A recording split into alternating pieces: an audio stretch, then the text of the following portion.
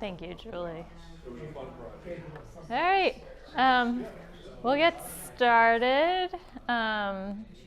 Thank you, everyone, for joining us tonight. We are recording this, hence all of the microphones and the cameras that are giving me a little anxiety. But the microphones are for the purpose of the recording.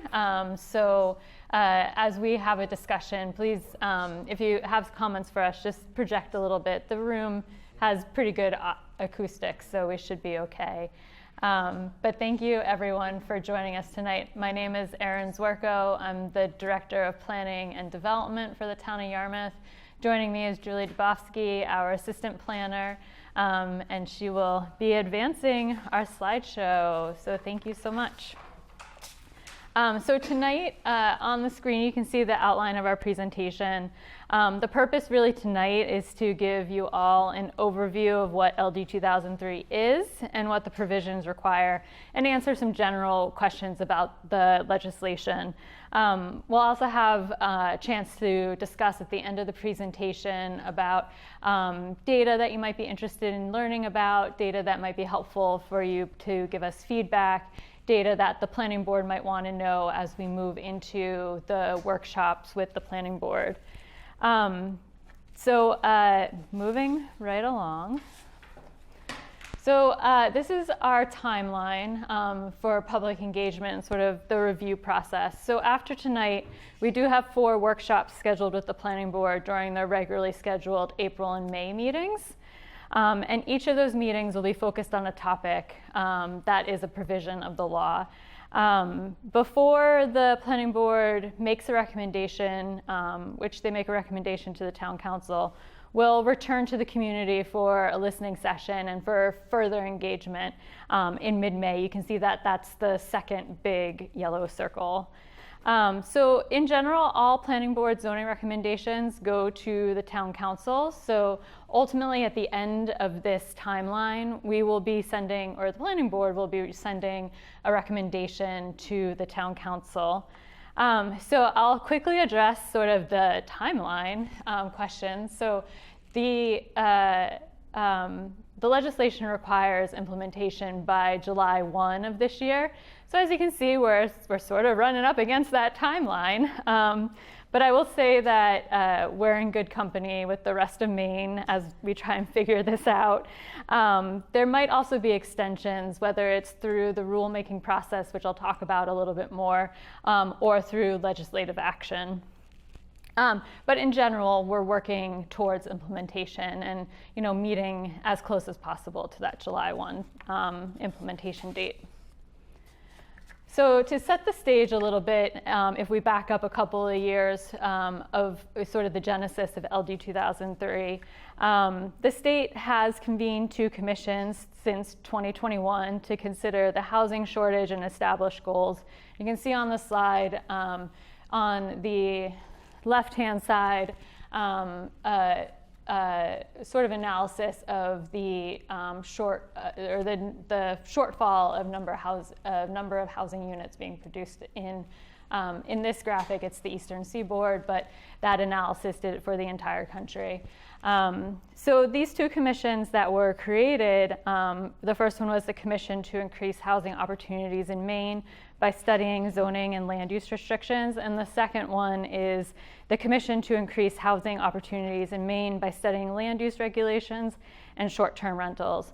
So what is known now as LD 2003 came out of that first commission and is really the focus of tonight's information session. And I'll also just point out the graphic on the right-hand side is from GPCOG, which is the regional planning agency for the greater Portland area.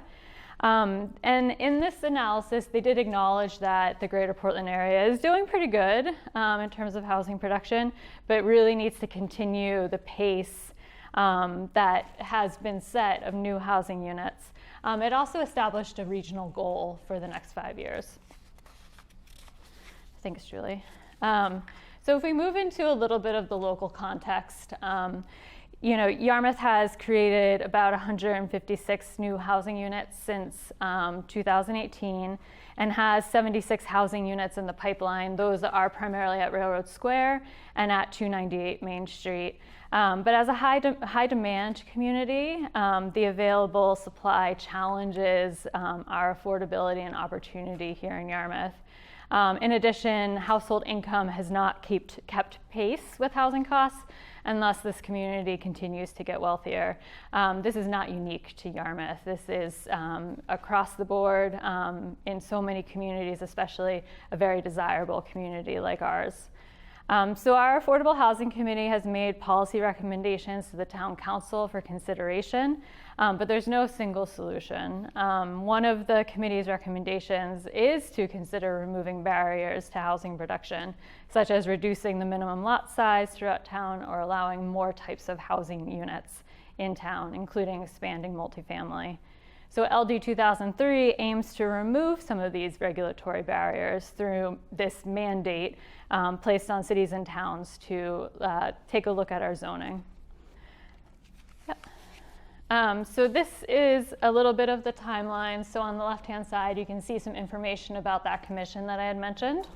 That had convened in 2021, and the legislation was advanced in the first half of 2022, ultimately signed in April of last year, so about a year ago. We're sort of, where we are now is sort of in the middle of between what the Department of Economic and Community Development is doing and what the local implementation needs to be doing. There is a rulemaking process that's currently happening at the state level. The draft rule was released in mid-February, and the comment period ended about mid-March. We anticipate that the final rule will be issued sometime in May.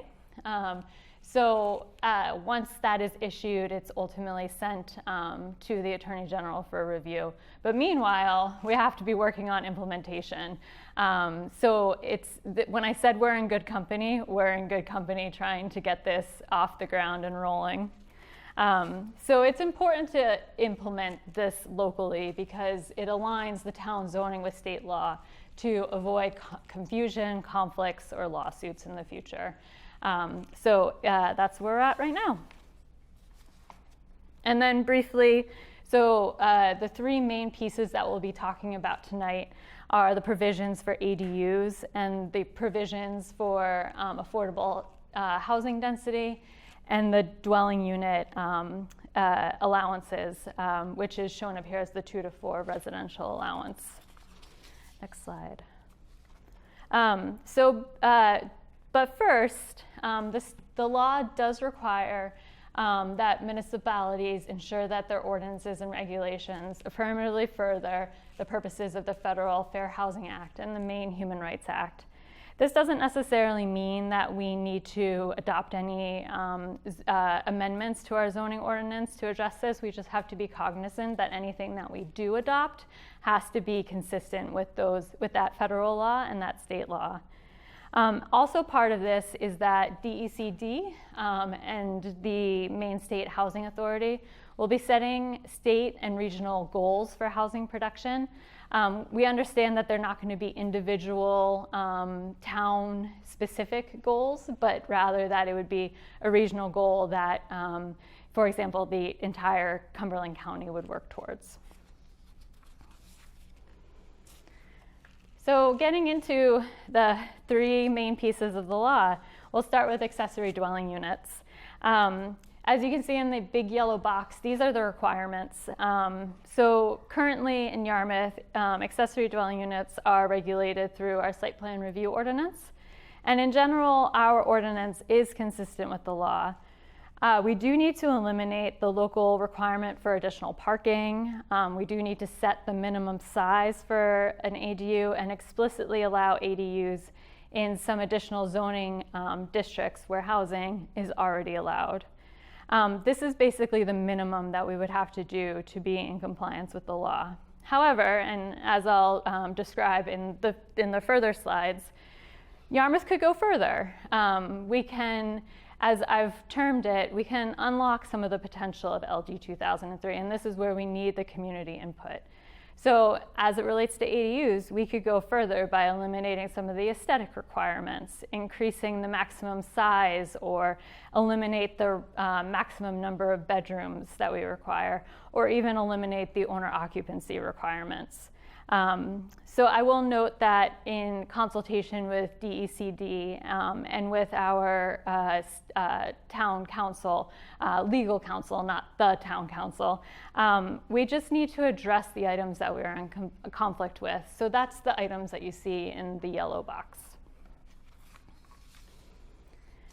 The second piece is the affordable housing density bonus. Again, in the yellow box, you see what we have to adopt. So in Yarmouth, we have 2 different uses that would be applicable to these provisions, and that's the multiplex use and also the multifamily use. But basically, the rule says anything that's 3 or more units. The minimum requirements are adopting this density bonus, which is 2.5 times the base density, so what the existing zoning currently allows. And this parking requirement that does not allow municipalities to require more than 2 spaces per 3 dwelling units. So we could go further. We could go further by allowing traditional multifamily, so that's stacked units, in more areas. The multiplex, for comparison, must be side by side or back to front, not stacked. We could adjust the lot size requirements for multiplex, and we could also create additional incentives for affordable housing projects that meet the definition, and that definition requires that at least 50% or at least a majority of the units within the project are affordable based on the definitions in the law. So I can, when we get to the discussion, I can explain a little bit more about that, but that's the basic overview of the affordable housing density bonus. So this is the one that, this provision is the one that got the most attention when this law was adopted. This is called the residential dwelling unit allowance. So you can see in the yellow box, we have to establish certain requirements, allowing 4 dwelling units per lot on a vacant lot if housing is allowed within the growth area. And don't worry, I have visuals on the next couple of slides. Sometimes it's easier to visualize things rather than listen to me explain it. In addition to the 4 dwelling units on a vacant lot within the growth area, we have to allow up to 2 dwelling units on a vacant lot outside of the growth area. And then if there's 1 dwelling unit on the lot already, we have to allow up to 2 additional lots. So these are the mandates in the law, but where we can exert some local control includes setting additional lot area requirements for these additional units, but they cannot be more than what the first unit requires. So for example, in the MDR, if the first unit requires an acre, each additional unit could require an additional acre, but not an acre and a half. So you see it can add up like that, but not expand or increase what the first unit is required. We can also decide what happens in the case where a unit is demolished after July 1 of this year. And we can also set a local review process. And these allowances are still always going to be subject to subdivision, shoreland requirements, local HOA requirements, other sorts of deed restrictions, and minimum lot size for septic system requirements. So the key unanswered question on this piece, which the rulemaking does not discuss, is how do we handle non-conforming lots? And I don't know. So I would anticipate that it's going to be up to the municipality. So that is a key piece of this, this provision. So like I said, I have some graphics to help visualize it rather than reading, trying to understand the words. So what is the growth area? Our 2010 comprehensive plan, and I do acknowledge that we just launched an update to our comprehensive plan, which may take a look at what we designated previously as a growth area. But our growth area is the red spaces on that graphic. It encompasses the village center and the MDR, the commercial area at East Elm Street and Depot Road down East Drive, definitely along Route 1, the Tyler Technologies campus, and Wyman Station out on Cousins Island. If you go to the next slide. So how many dwelling units did I say? So these graphics come from DEC guidance and are actually pretty helpful. So on a vacant lot, and the vacant lot is the big box over here, and I understand the font's kind of small, but I'll walk you through it. So again, if we're in the growth area, and it's a vacant lot, we have to allow up to 4 units. But if it's outside of the growth area, it's only 2 units. So you can see that the graphic has that strong line right down the middle. And it's either you're in the growth area or you're outside of the growth area. If there's already a unit on the lot, and that is this top graphic, we have to allow up to 2 additional units, either attached to the unit, the existing unit, detached from the unit, again, the existing unit, or one of each, an attached unit and a detached unit. We can talk about that some more too. And then the final example is this graphic, where if there's already 2 units on the property, no further density is allowed or is mandated under the law. Municipalities can decide if they want to allow more density. So as I had mentioned earlier, private, state, local standards still apply. HOA regulations, deed restrictions, septic requirements, shoreland zoning and shoreland zoning and subdivision. And while it's not necessarily applicable in Yarmouth, growth ordinance restrictions would apply as well. And again, the big sort of unknown right now, and I honestly don't have a good answer, is what do we do with these non-conforming lots? And as I had mentioned earlier, we can also decide what to do with lots where the existing structure is demolished after July 1. And the last part that I'll mention is that the law does not allow you to double dip between the ADU provisions and this increased residential density. So if it's a single family home with an ADU already in existence, you have your 2 dwelling units, and per the law, no additional density is mandated. We can decide to go further if we wanted. So next slide. So this graphic explains the lot area per dwelling unit requirement that I mentioned earlier. And again, the font's probably a little small here, but I'll walk you through the graphics. So the first unit in this example requires 10,000 square feet. We cannot allow that 2 units require 30,000 square feet, or 3 units require 50,000 square feet. What is permitted is that the first unit requires 10,000 square feet, and then the 2 units can be up to 20,000 square feet, 3 units up to 30,000 square feet. So you see how it adds onto the base requirement. So that is the general overview, and we have some discussion questions. Since we're a relatively small group, I was going to group you in small exercises, but we can have a general discussion. I will also note that on the tables, and certainly on this table that Julie's sitting at, there are forms that are just blank sheets where you can scribble down additional comments that you might have that you didn't come to your mind right now. You can take it home and give it back to us. I have our contact information on the slide when we wrap up the discussion. So that explanation was probably a lot. As the planners in the community, we probably learned something new about it or identify a new piece that we need to be aware of every single day.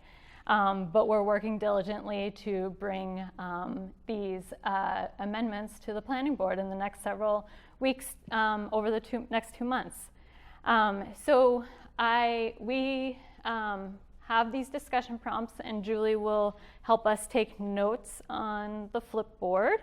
But I guess I will start by asking, what other information or clarification do you all find important as we move through this implementation stage with the planning board?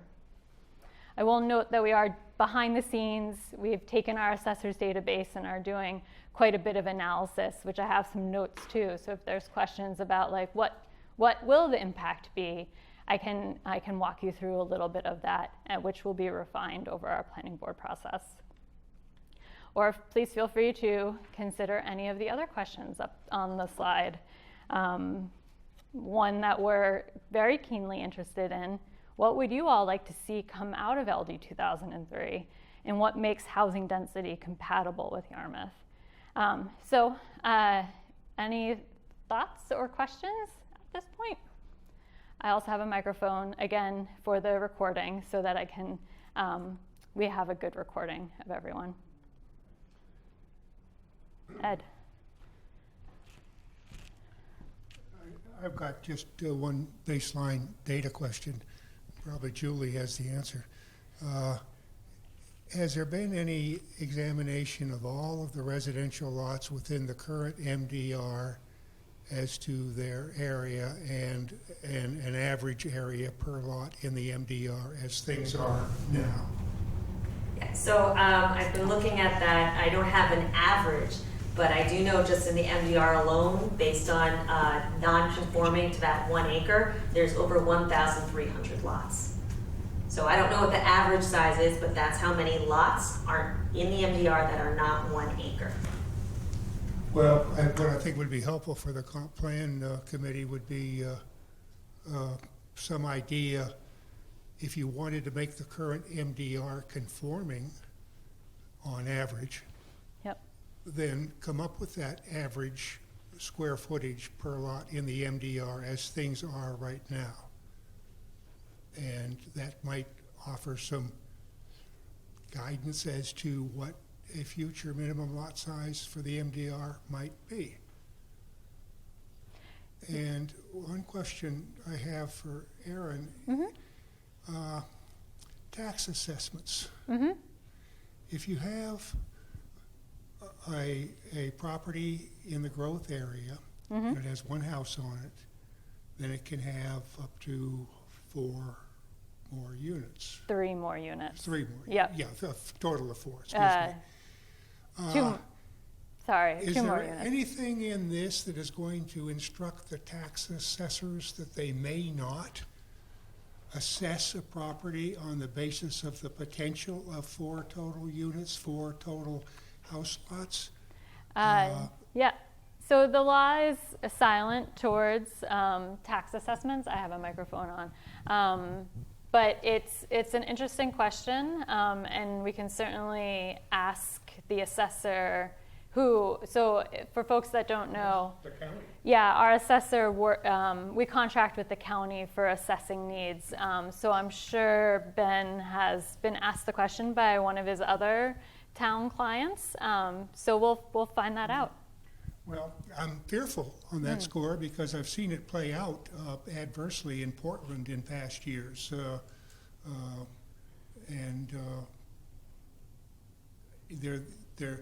We've talked about incentives in LD 2003, but I don't think there should be a stick. We're talking carrots, not sticks. So no one should feel forced into overdevelopment in their view of their lot if that's not the route that they would choose to take. Yeah. So no, this does not mandate anyone doing anything with their property. All of these provisions are optional. We just have to zone for it. But the tax assessor Yes. can put that pressure on. Yeah. Megan. I actually had a question, but just responding to Ed. So I'm wondering about that. Like right now, if you have a vacant lot somewhere, anywhere, and you get assessed, the tax assessor assesses that vacant lot as a lot, not on the potential of the house you might be able, or houses you might be able to build on it. So I assume that that would carry over into a lot that already has a house, but all of a sudden has become a potential for another house or another few houses. When you own a vacant lot, you don't get assessed on the house that might go there someday. That's right. So I hope that will be the case in this case. Yeah. Otherwise, And I think it's a data point that we hadn't considered, is understanding from the assessment point of view. And I think it will be helpful information to bring with us to the planning board meeting. So I agree. I think we'll do a little bit more digging on that. Okay, thank you. That'd be great to know. Yeah. Also, the other question I had is unrelated, which is just to be clear to understand, because I'm trying to understand this. I understand that the majority of the lots in the MDR are not in compliance with the current standards, and each additional unit that somebody might build, if they did live in a 1 acre lot in the MDR, for each additional unit they'd have to have another acre. Is that as it stands now? Is that correct? That's the maximum that we could require. But all right, so as it stands now, that is what we require. Is that correct? That is correct. Okay. Even if you say you're on a half an acre lot, you still need to have another acre adjacent to your lot somewhere to build another unit. Not necessarily, Okay. because for a duplex style building in the MDR, you need 2 acres. Right.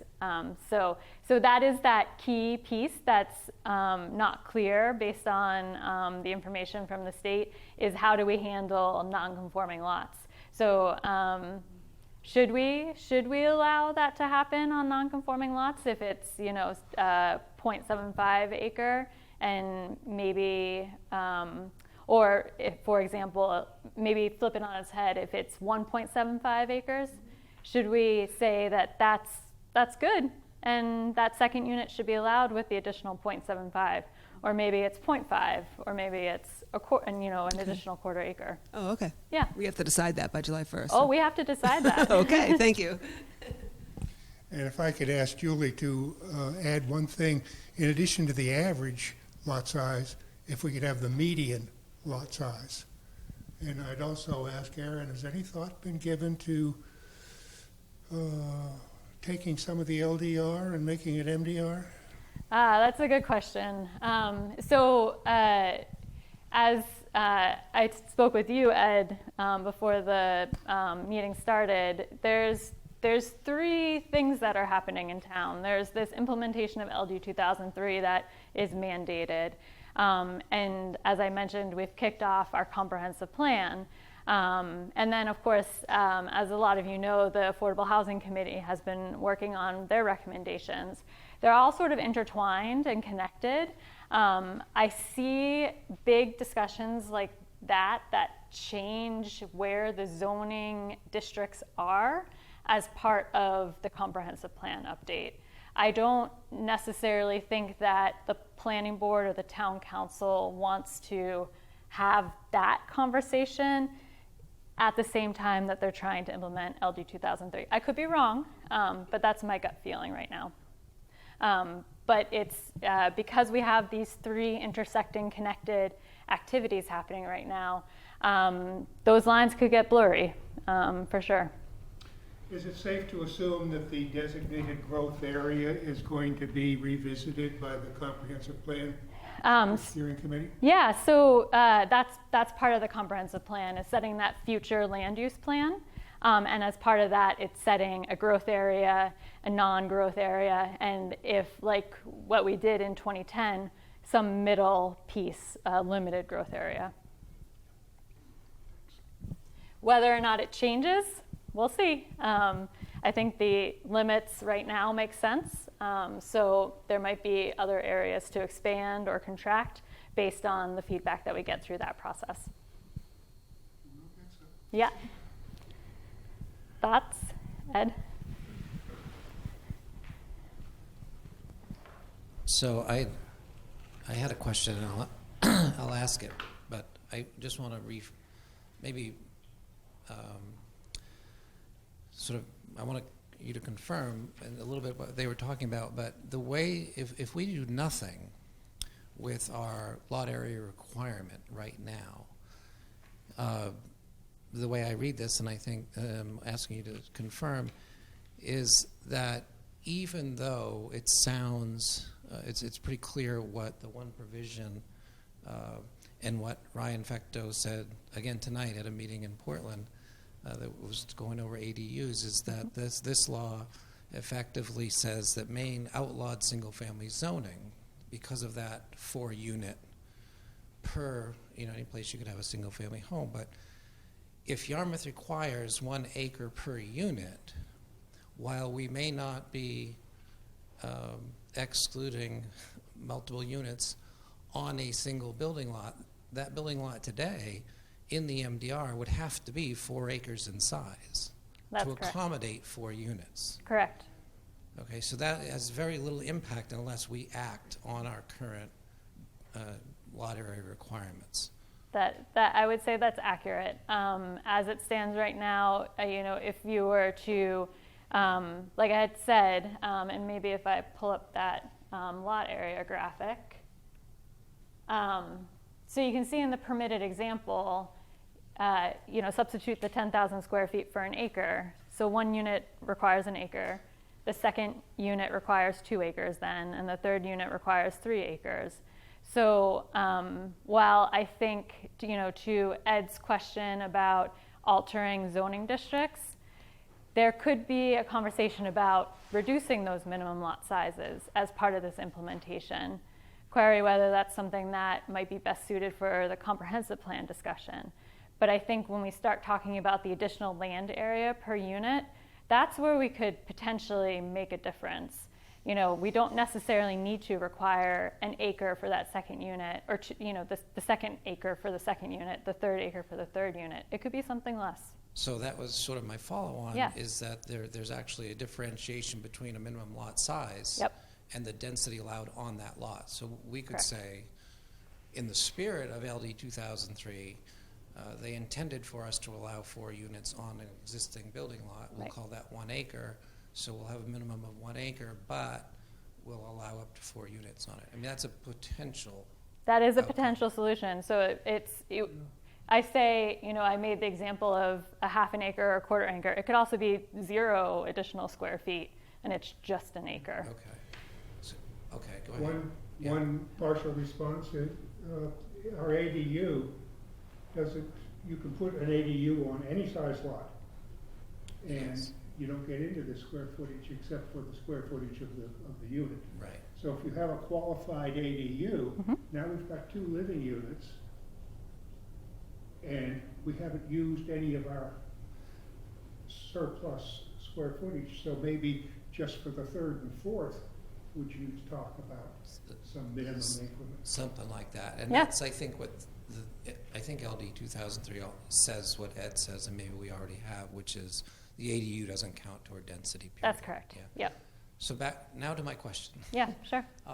In reading the rule, LD 2003 in its whole, at the top, which is inclusive of everything below it, it indicates that the municipalities cannot implement rules around these that are more restrictive. So specifically around ADUs and owner occupancy. It's been my sort of interpretation that requiring owner occupancy would be more restrictive than not requiring owner occupancy. So I wondered if that is something that we're going to do. And in fact, I heard that South Portland recently removed that requirement in response to this. They've already, I think, aligned with LD 2003 ahead of most Yeah. municipalities. So I think that's, in my presentation, I pointed out places where we can go further, because specifically to your question, I asked that question of the staff at DECD, and I asked that question of our legal counsel, and they have indicated that not more restrictive means the items that are outlined in the law and the rule. So in the case of ADUs, we can't require an additional parking space. We can't allow an ADU that's less than 190 square feet, things like that. But cities and towns can still have all of their other requirements So the example of Yarmouth is we have a variety of aesthetic requirements. We have the owner occupancy, things like that, that are, from what I understand from talking with the staff that deals with it on the day-to-day basis and our legal counsel, that we don't have to touch that if we don't want to. Okay, that's a good clarification. Yeah. Oh, I think the gentleman behind you had a question. That's all right, thank you. Following up on Ed's question about the number of lots that are non-conforming. Yep. How many total lots are there in that district? And what is it, MDR? In the MDR? Yeah. I'm not sure off the top of Like, is it my head. 1,000 out of 2,000 that are non-conforming, or 1,000 out of 3,000? Do you know off the top of your head? I think it's around 2,000. Okay. So half the lots are non-conforming. Yeah, a little bit more because it's 1,300 lots are non-conforming. Yeah. Okay. That seems to be a high percentage. It does. Which suggests to me that the lot size requirement is too restrictive. Yeah, And for sure. I second Ed's request to understand what the medium Okay. size lot would be, because I suspect it's around a half an acre. Probably is. You know, because I live in the MDR and I have 1.8 acres, Right. and everything around me is about a third to a half an acre, which is suggestive that there are properties in the town like mine that could be used as part of this LD 2003 Yeah, to expand the base for housing. I agree. That's just me. I think when we did the analysis for Oh, CPIC, Lynn, can you use the microphone, please? I think when we did the analysis for the comprehensive plan implementation exercise, it was 80% of the MDR. When Judy did that, Did she do the entire MDR? I think or just so. the village area? well, I guess that's a good question. I think she just did the village area.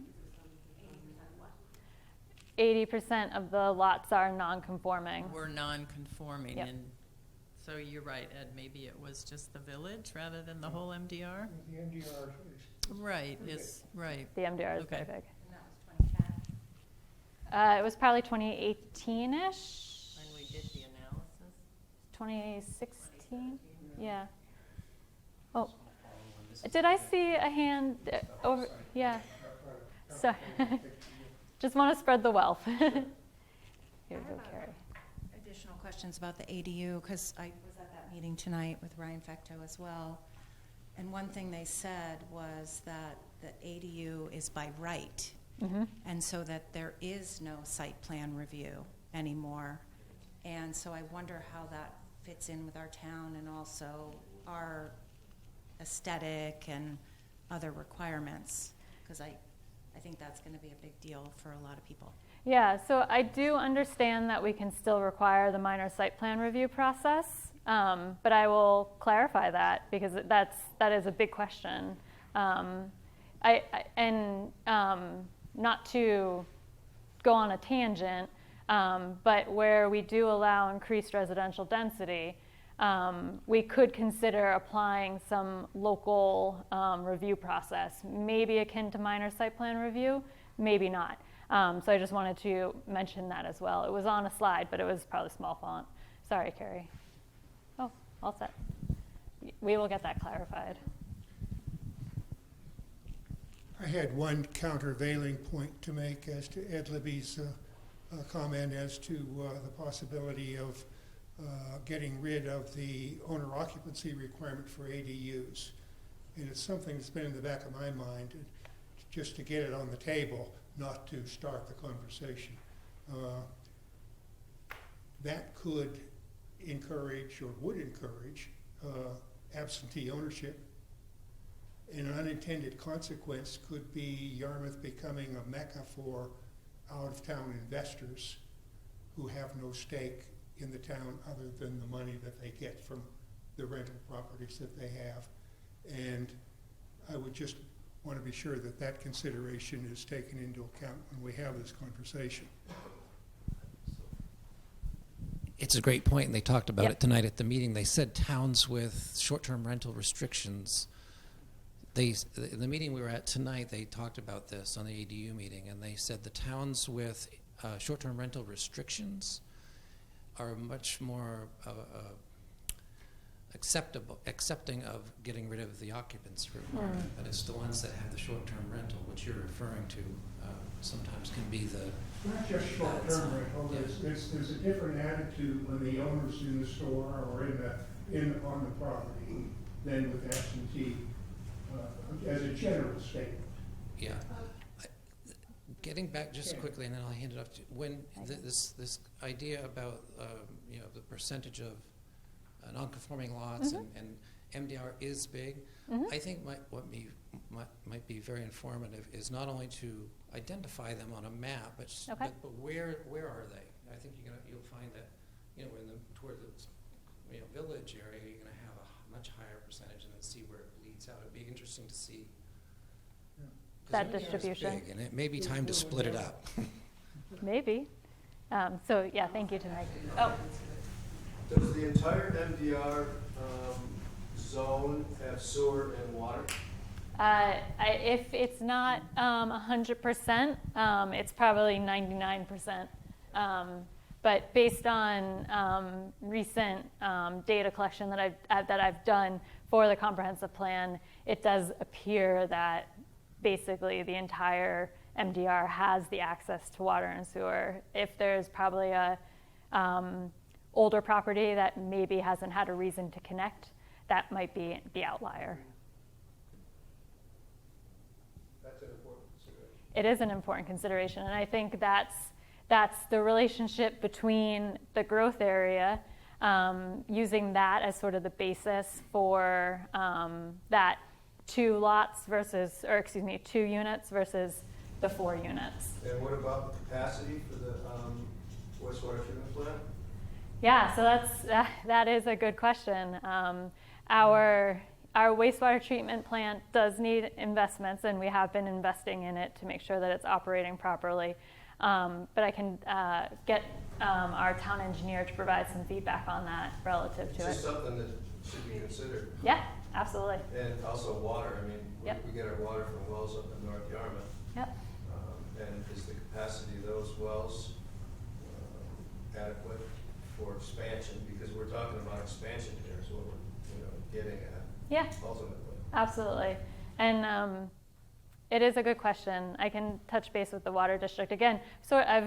Because there's all these parallel concurrent activities, we've had these conversations with both the town engineer who manages the wastewater team and with the water district's team, but haven't necessarily connected all of the dots together. So it is on the list of things to do. These questions remind me that our GIS mapping has a lot of filters and layers to it. I know Josh White did a lot of work on this. It could be a very useful tool in coming up with the areas that are Yeah, right. right. Just have to find someone who knows how to use it. Yeah, Megan. Not really a question, but one of the questions you asked earlier, Erin, was what other considerations? Oops. What would you like to see come out of the implementation of the LD 2003? Yeah. So I remember when this bill was, the beginnings of the committees that produced this bill, and then the legislative debate about it. It was intended as a bill to increase housing with a goal of increasing some affordable housing. Yeah. And so as the current chair, at least of the Affordable Housing Committee, that's what I would like to see come out of the implementation of LD 2003 is some affordable housing in Yarmouth. Yeah, so... and affordable has a definition that yeah. I can go into, but... Right. I don't need the microphone. You can hold on to it. There's something that we haven't really talked about. We talked about ADUs and we've talked about the increased residential density. We haven't really talked about that other provision, which is the affordable housing density bonus. So we have these 2 different uses: multifamily, which is your conventional stacked unit multifamily building. You know them, you've seen them. And then we have the multiplex, which is, I've always just referred to it because it's easier and people know it better, is that it's a townhouse style because they have to be side to side or front to back. We have a lot of them in town. It was a popular development style for a period of time, and they're there. The multiplex requires a lot of land area to even consider doing a multiplex development.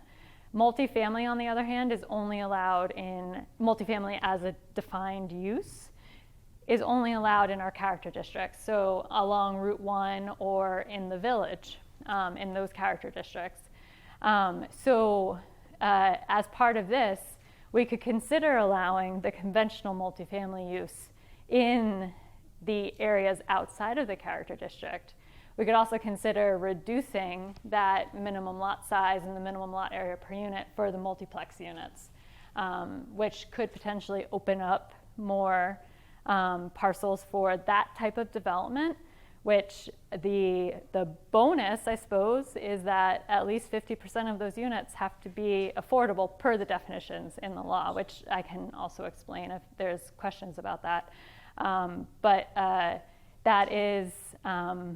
That is a piece that we just haven't talked about, and I guess we'd love to hear more feedback on whether that stacked style, the conventional multifamily, makes sense in more areas beyond Route 1 and on Main Street.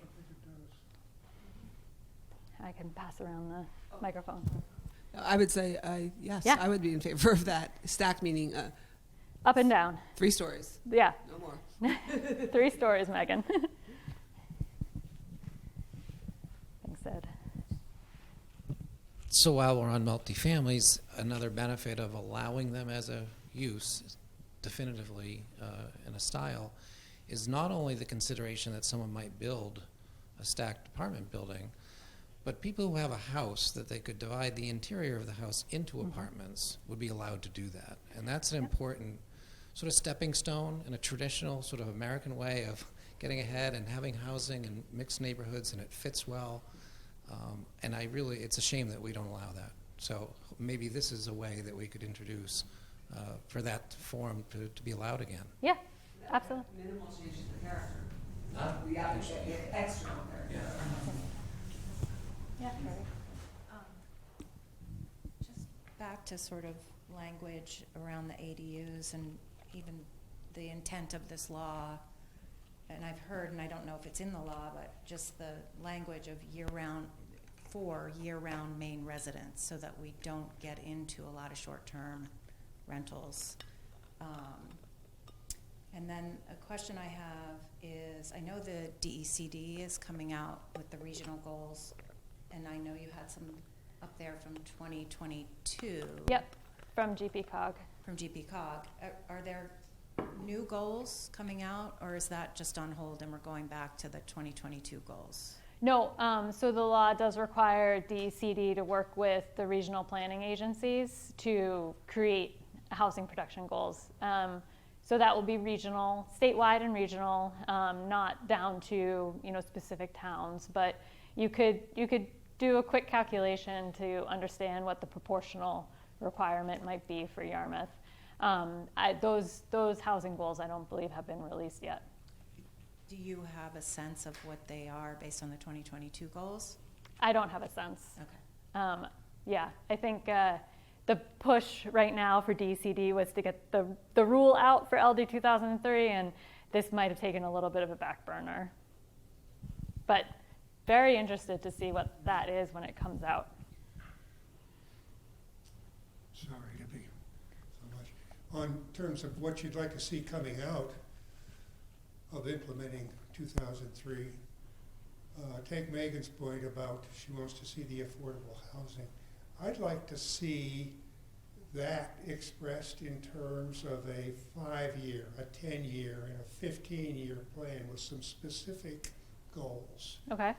with some metrics, so that you could then, taking Pete's questions about capacity and ability to expand and our resources, you could apply that in a meaningful way, I would think, to see if what we're talking about is, well, we wouldn't advance it unless it did seem to be feasible.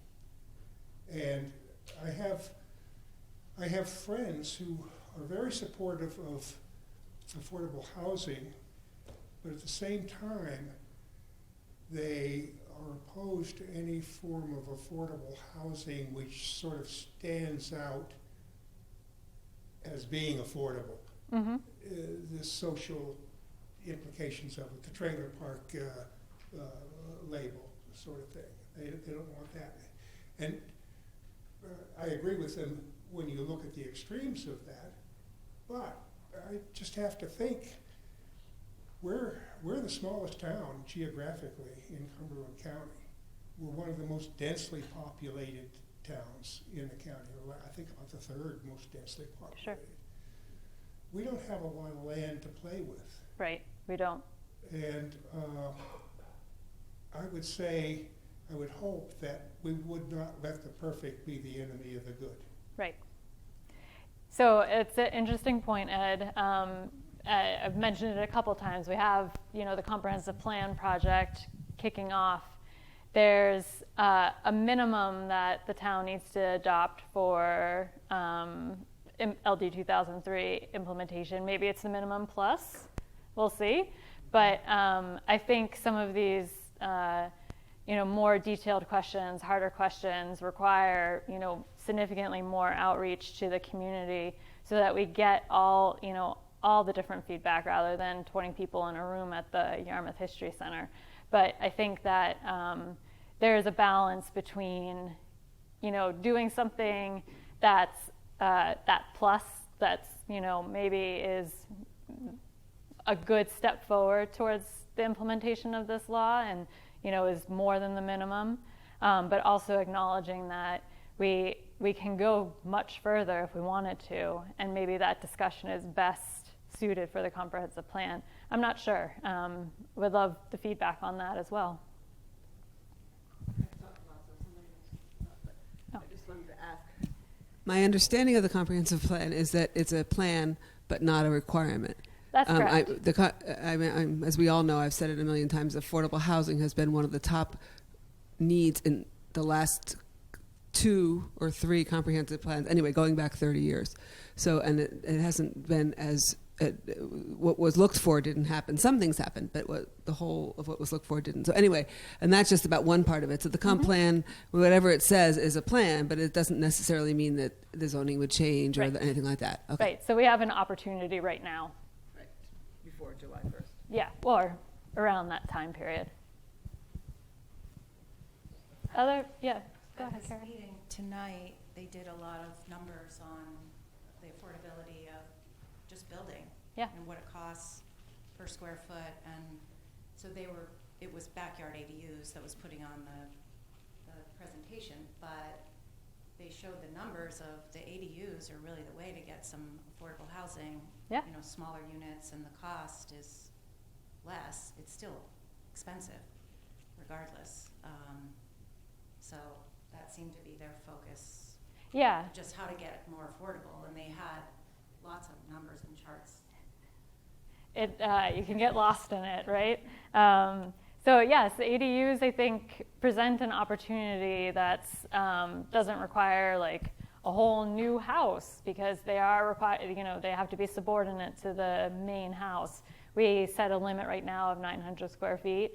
Maybe 1,000 square feet is appropriate. I'm not sure, but at that point, construction in general, of course, is expensive, and positioning yourself to be able to put all that together and have the right contractor and all of that. But there's products out there that make it easy in terms of modular units and things that are constructed off-site and brought to the property just to make things more efficient. So I think when you're thinking about smaller units and achieving something quicker, ADUs do provide a big opportunity. Anyone else that hasn't necessarily had a chance to chime in? Lynn. I just wanted to make a comment about language that I think, to Ed's point about there is an association with the word affordable housing, and that there's sometimes the perception that we don't want it all built in one cluster in one part of a community. And so one way to rethink our language around it, I think, is to think about building housing that's affordable as opposed to affordable housing, and that there are a number of ways to build housing that's affordable and to disperse it throughout the community so that it's not a cluster, it's not a stigma, it's not an aesthetic, it's just housing that's affordable. And so looking at what the tools are for making that a better way forward for our community, as opposed to having the conversation that we're trying to build affordable housing as if it's one development. I think is something to think about as we bring this conversation down the road. Thank you, Lynn. Any other thoughts, questions, comments? It's a lot. Like I said, we learn something new every day. It is a little bit of a moving target, but we have managed to, and I guess I can skip to sort of the timeline slide. I've managed to reserve, for the most part, the meetings in April and May with the planning board to focus on these conversations. Each of these workshops will focus on a different aspect of the law so that the planning board can sort of do a deep dive into it. And we'll try and manage public comment so that it's focused on those options. We do have an accelerated timeline, but if this extends into June, that's okay as well. And it's not on this slide, but in mid-May, I believe it's May 15th, we'll hold another listening session. And at that point, we'll have probably amendments on paper. We'll definitely have amendments on paper that people can respond to. That is based on sort of the commentary that we've heard tonight, the commentary that we hear from the planning board, and again, something to be able to respond to. So I think that this is sort of at least the process that I manage, which is the process in front of the planning board, is intended to be intensive and very focused. What happens when it gets to the town council could be a little bit of a different story, but I think that there's always the goal to achieve what we need to achieve. So we'll continue to push forward with this stuff, but I'll put up our contact information. Obviously, Julie and I are over in town hall, so stop by, say hi, make an appointment. We're always willing to talk about this stuff as we sort through it. But yeah, I'll bring the mic back. No, you don't need. Okay. Just so I'm clear on this timeline. Yeah. The state is going to enact this law sometime in May. They will finalize the rule in May. The law was enacted last year. Okay, so they'll finalize the rule. Yep. Which will describe what everyone's supposed to do. And then you have 2 months to implement it? That's where we're at. I mean, that's like, it seems a little bit ludicrous to expect a town, any town in Maine, to go through this process in 2 months. Yeah, I mean, I know communities advanced relatively quickly after the law was adopted, particularly when some guidance was released last fall. But many cities and towns took this wait-and-see approach. So that's where we're at. There could be the possibility to extend the effective date. What I understand is that it could happen through the rulemaking, but maybe not. It probably will require legislative action. So I understand there's a couple of ideas that have been floated. delaying implementation to 2025, which seems like a very long time when it was enacted to address an immediate concern. I've also heard that extending it to the end of this year is a possibility, but even to next spring to accommodate cities and towns, mostly towns, where town meeting votes on zoning amendments. Because we've missed their cycle if they took the wait and see approach. Will there be some way for the state to monitor the implementation by individual towns? Yeah, so I'm guessing that the staff at DECD that is managing this program will take that up. I think their time right now has been focused on responding to probably the volume of comments that have come in on the rule and getting that finalized. There's only 2 of them, so they have their work cut out for them, So the as we do. monitoring part won't happen. Not immediately. It won't be the first time we've been out of compliance with state law requirements. It's not something I haven't seen in a million times. Right.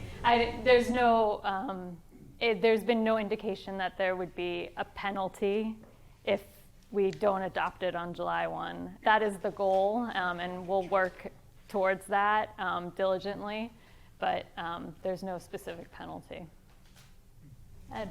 That same topic was taken up at the meeting on the ADUs today, and there was lawyers in the room who spoke, and they had a little bit different Okay. angle on it. They Okay. said that they anticipated that people with or without municipal alignment would advance projects, Mm-hmm. and that potentially there's going to be, if towns are not in compliance, they are going to be subject to lawsuits. Yeah. It was sort of, they're lawyers. Yeah, So. no, and that is something that I think we as a community would need to be concerned with if we were not advancing anything. And we were just like, yeah, thanks, but no thanks. So I think showing the effort is helpful, but I don't pretend to be an attorney, so we continue to have those conversations with our legal counsel. Any other thoughts, questions, concerns? Yeah. Yes. So just trying to follow up on the ADU. Right now, where is Yarmouth at if somebody wanted to build an ADU on a, say, a half-acre lot in the middle of town? No problem. No problem. Yep. Okay. There, you have to meet the setbacks and you have to go through minor site plan review. Yep. It's an administrative review. We do notify property owners within 500 feet, but it is an administrative review that we can allow. Right now, what we've seen an uptick in ADUs, definitely within the past 6 months. Part of what adds to the cost right now is the requirement for sprinklers if it's a detached ADU, or if it hits a certain threshold of renovation within an existing structure to create that ADU. The sprinkler ordinance was adopted in 2021, and it is effective. So we've seen that as sort of being, well, I think the information is out there a little bit more, but it certainly adds to the cost of creating an ADU right now. Okay. So are there decisions going to, or are we looking at making decisions like that to say that we need to get rid of some of these expectations? So I think I will not speak for the fire chief in terms of his sprinkler ordinance. I would say that's here to stay unless there's a way to compel him otherwise. As it relates to our requirements, I think we have the opportunity to talk about that. Like I had mentioned earlier to Megan, we can certainly sort of extend out these conversations as part of the comprehensive plan, but that doesn't result in immediate action. What we're talking about with the planning board over the next several months could create immediate action. Yeah. So is the sprinkler our ordinance or state? It is our ordinance. We've adopted the requirements of the NFPA locally, which requires sprinklers in new single-family and two-family homes, detached ADUs, And then there is a threshold for renovations, and then there's a series of exemptions. So it's a lot.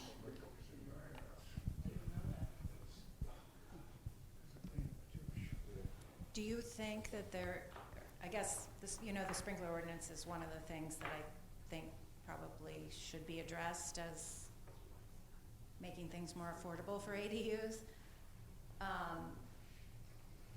How do you think we should, like, as citizens, we should be talking to the fire chief or talking to the code officer, or what do you think would be the first step if someone wanted to address that? Yeah, so I think it comes from the fire chief. I think that conversation needs to be advanced with the fire chief, and through his point of view relative to life safety. It is addressed through the code enforcement review, but Nick is our code enforcement officer. He is implementing what the fire department requires, if that makes sense. Can I And speak to that? Yep. I would suggest that you go into the planning department, and in Nick Ciramboli's office, the code enforcement officer, there's a copy of the National Fire Code. And this is what the chief relies on. We're a member of the, National Association of National Fire Protection Association or something. NFPA. Yep. And what you'll find is that the chief interprets some of those provisions maybe a little broadly, more broadly than the literal language. So if you're armed with the fire code, National Fire Code language, then you have a basis for some kind of a meaningful conversation. That's just my observation. Thanks, Ed. I think that is probably accurate. I think you can, I think we, at least from our point of view, we're always making sure that we definitely know, we being my department, know that something does need to trigger sprinkler systems. So try to, not saying find the loopholes, but make sure that we are, interpreting the words on the page properly. Took a funny turn, but that was my fault for bringing it up. Anyway, so I would say if there's nothing else tonight, I look forward to seeing all of you at our upcoming planning board meeting, which is scheduled for, the date's not on there, it's April 12th. And the next, second Wednesday and fourth Wednesday of the month for the next several months. But like I said, you can always contact Julie and I with any questions or concerns about this or anything else that's happening in town. Is there any appetite on the part of any of the counselors to have at least one counselor attend these various planning board meetings, maybe on a round-robin basis? That could happen. I've shared all of the information about the implementation, but they are also busy with their budget deliberations right now too. You don't have it up there, but it's the schedule that you proposed. Yep. Brought us into the end of May with the planning board. With the planning board. And the implementation is currently at July 1st. That leaves June. That's 2 council meetings. Yep. Okay. So I would concur with Ed that they should be in the mix along the way. I don't know whether we can force them to, but Can suggest it. yeah. I encourage at all points. There's also an election in the middle of June. So yeah, again, the timing of this and the rollout has not been favorable to municipalities too. And it is what it is, but we're working diligently now on it. We have to assume also that the planning board has regular business interspersed in these board meetings. That is true. And to the best of my ability, I'm reserving these meetings, but I can't say no. We've got this other stuff to do. So thankfully or otherwise, there has been a lighter load in front of the planning board for the past couple of weeks. So we should be crisp and focused in our comments. Crisp and focused. And we will do the same. I think all of the input, particularly on the data points that are important to you all, is valuable so that we can present that to the planning board as well. And also just, sort of button up some of the discussion on the different aspects of the law.